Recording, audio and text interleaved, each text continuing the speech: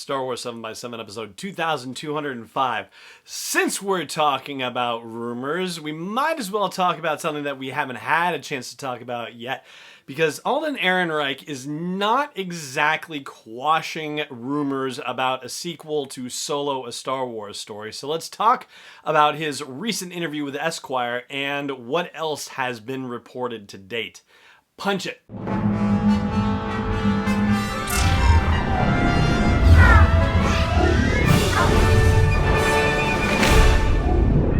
Hey Rebel Rouser, I'm Alan Voivod, and this is Star Wars 7x7, your daily dose of Star Wars joy.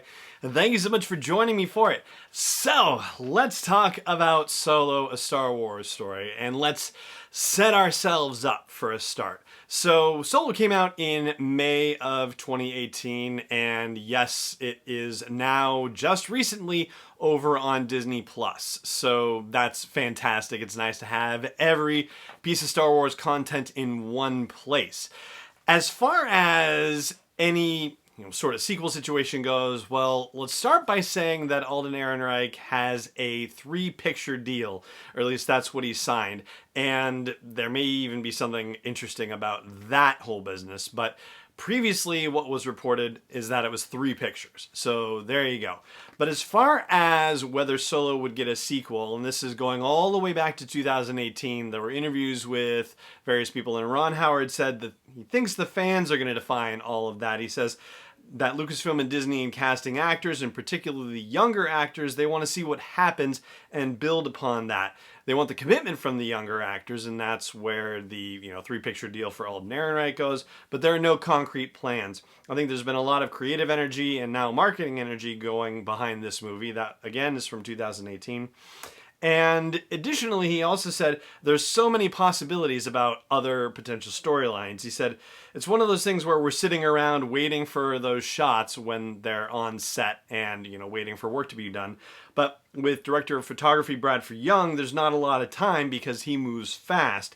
He's an indie guy, and so we were able to make this movie at a pace. But once he began to see the possibilities for scenes and ideas, that's, when things start cooking a little bit. So Ron Howard says, I don't have a big vision as to where the plot would go, even though ultimately we know where he's headed, and it would be intriguing to navigate him there. So it's not necessarily something you would read too much into, other than to say that, hey, when you're working on something creative, sometimes you get ideas, and sometimes those ideas might be useful for what you're doing, and sometimes those ideas might be useful for something else down the line. And so that's probably what was happening, just, the natural creative process and him thinking, oh, that could be cool, or Bradford Young thinking, oh, that could be cool, but, nothing concrete, nothing that is necessarily bringing us to a new set of movies or anything like that.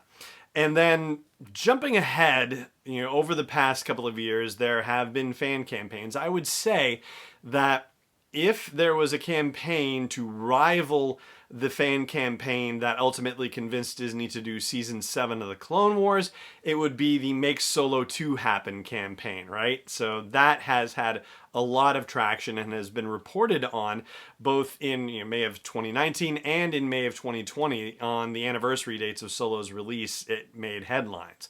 But in March of 2020, somebody asked John Kasdan, who is the co-screenwriter for Solo, a Star Wars story, if there was any possibility of the sequel. He says that he doesn't think anyone's pursuing a Solo sequel at the moment. He says he thinks a feature at this point would be a tough sell, and the Disney Plus Star Wars slate is really pretty packed. He says it's all shows he's looking forward to. And now we move on to the From a Certain Point of View segment of the rumor mill kicking around.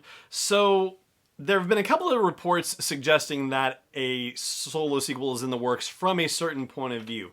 One of those was reported by Latino Review Media, and we talked about them just the other day.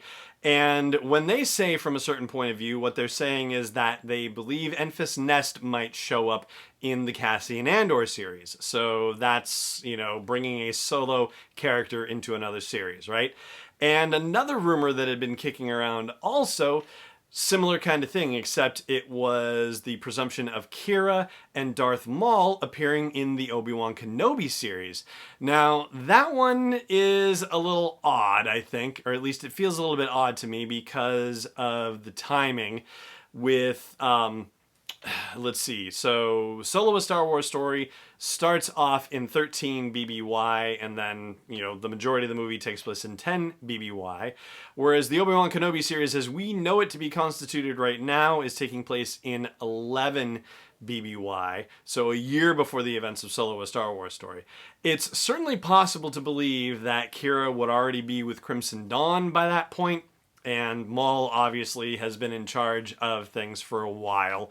So I suppose that's a possibility. And obviously in the Star Wars Rebels series, we see that Darth Maul, or just Maul, still has quite the obsession with Obi-Wan Kenobi, but doesn't even necessarily know that Kenobi's alive until a certain point in Star Wars Rebels. So the notion of having Kira and Maul in the Obi-Wan Kenobi series doesn't feel quite right to me because of that previous history with Star Wars Rebels. Whereas having Enfys Nest appear in the Cassian Andor series, well, yeah, that certainly seems like it's a more legitimate possibility from the timeline more than anything else. I think Cassian Andor was 6 years old when the Republic fell, and so yeah, so that would make him 16, 17, somewhere, 16 or 17 years old, right around there with the Solo: A Star Wars Story timeline, which basically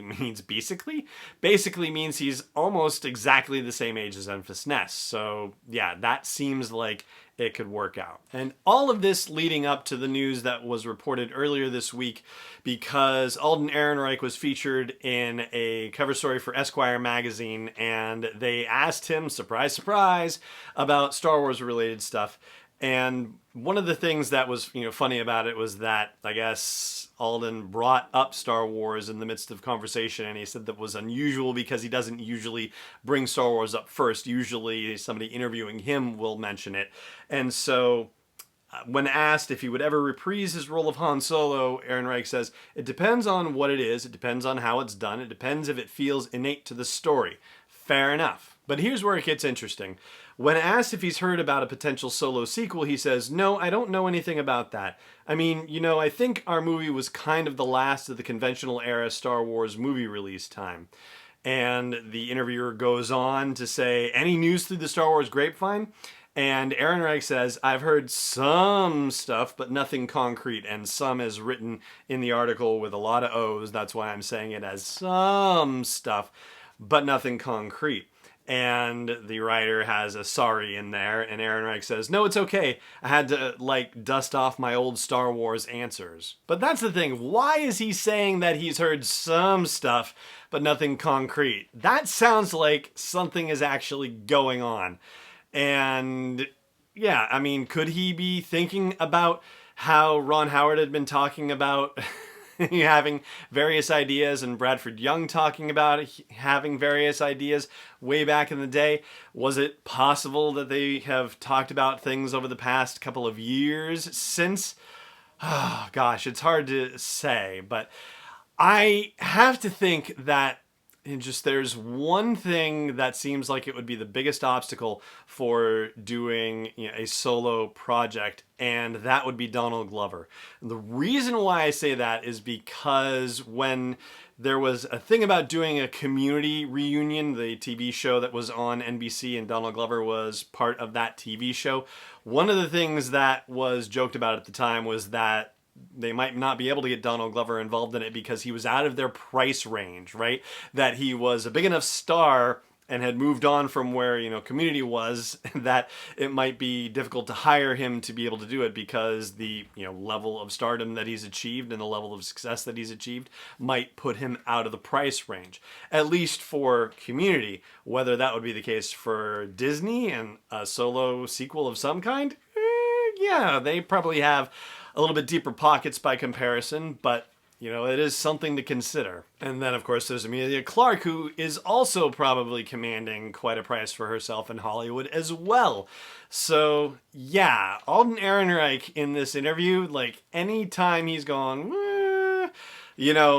I suppose that opens the door to a possibility. It means that maybe things aren't shut after all.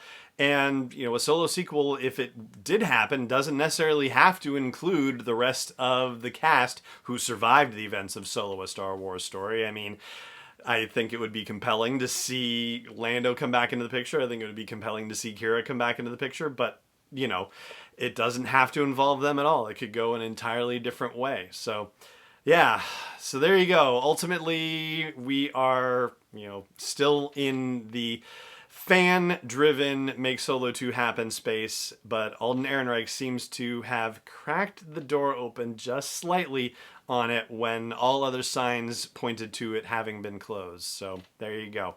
That, my friends, is going to do it for today's episode of the show. Thank you so much for joining me for it, as always, and may the Force be with you wherever in the world you may be.